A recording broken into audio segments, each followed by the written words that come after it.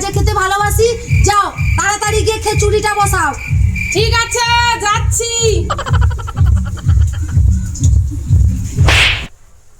বোন বোন, তোমার মা কিনা আবার আজকে বৃষ্টি হলে বলে খিচুড়ি ডিম ভাজার কথা বলবে। আমি কিন্তু খিচুড়ি ডিম ভাজা রোজ রোজ খেতে ভালো লাগেনি, আমি খাবো না।